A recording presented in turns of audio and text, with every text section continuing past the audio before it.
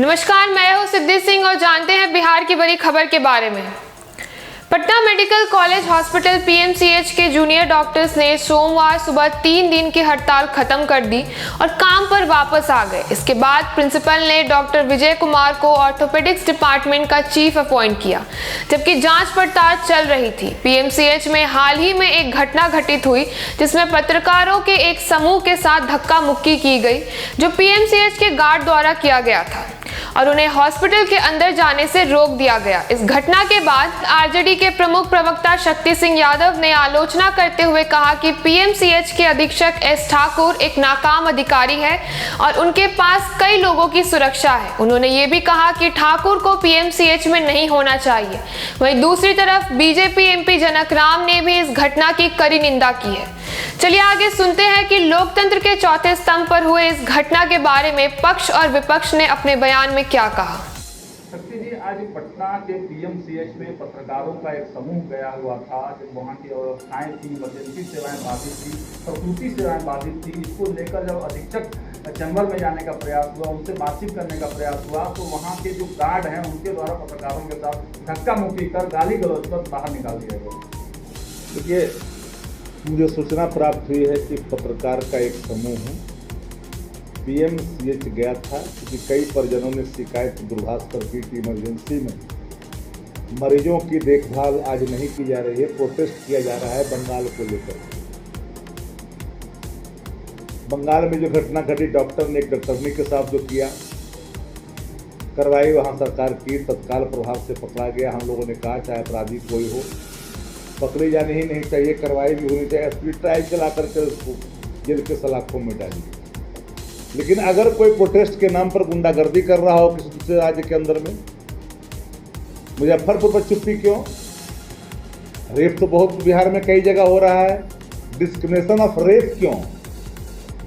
क्या पिछड़ा, दलित, अत्यंत पिछड़ा या गरीब बेटी चाहे किसी जाति के, क्या उसकी कीमत नहीं है? क्या उस पर चुप्पी क्यों? अगर उसमें निम्नता श्रेष्ठता का बोध हो जाए खबर चलाने में, और पत्रकार का समूह अगर पीएमसीएच में किसी की इमरजेंसी सेवा में किसी का प्राण जा रहा है, कोई नहीं कर रहा है, ड्यूटी नहीं कर रहा है, यह भी तो एक नेग्लिजेंसी है, क्रिमिनल। हम प्रोटेस्ट को कभी खारिज नहीं करते, लोकतंत्र में अधिकार है, करनी चाहिए, अपनी बात करनी चाहिए। अगर सिंबॉलिक है तो काला पट्टी लगा के भी किया जा सकता, लेकिन धर्म का निर्वहन भी किया जाना चाहिए था। पत्रकार वहां जाएंगे तो पत्रकार पर आप लाठियां भंजवाओगे गार्ड से? अधीक्षक का एक कर्तव्य नहीं है? मैं जानता हूं कि थोड़ा बहसी है, मुझे पता है कि अधीक्षक जो है पीएमसीएच का थोड़ा बहसी है, थोड़ा मनबड़ू है, थोड़ा संरक्षण प्राप्त है कई लोगों का। सैया भय कोतवाल तो अब डर काहे का। तो सवाल ये है, लोकतंत्र के चौथे स्तंभ पर इस तरह की बदसलूकी कतई स्वीकार नहीं की जाएगी। मेरा अनुरोध होगा, इस पर सघन जांच करें। ऐसे भी पीएमसीएच में ठाकुर रहने लायक नहीं है।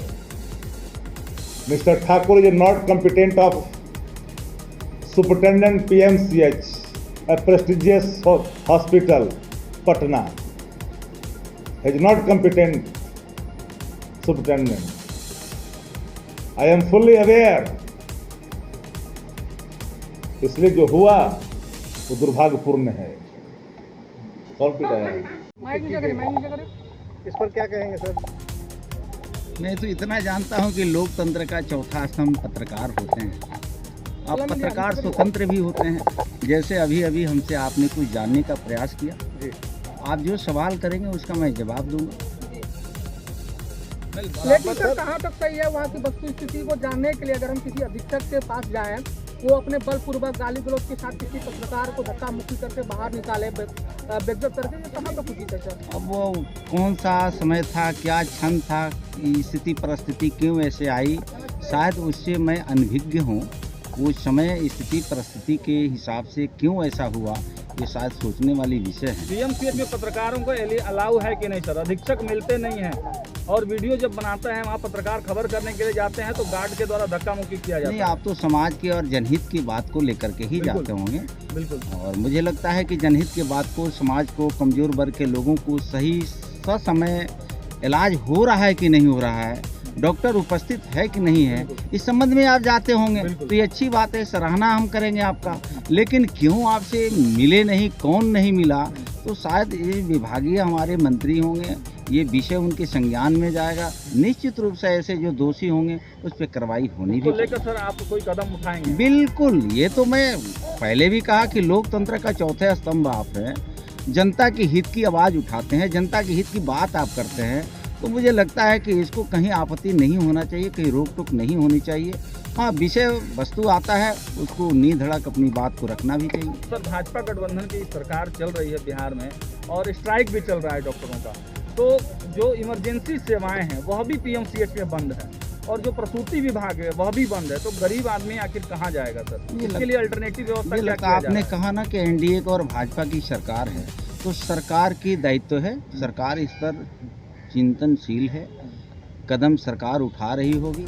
निश्चित रूप से जनता के हित में, जनता के लिए जनता की सरकार सोच रही होगी। समय रहते इस पर निर्णय सरकार निश्चित रूप से करेगी। धन्यवाद। धन्यवाद। आगे की खबरों के लिए जुड़े रहिए हमारे साथ और देखते रहिए NL9 न्यूज़।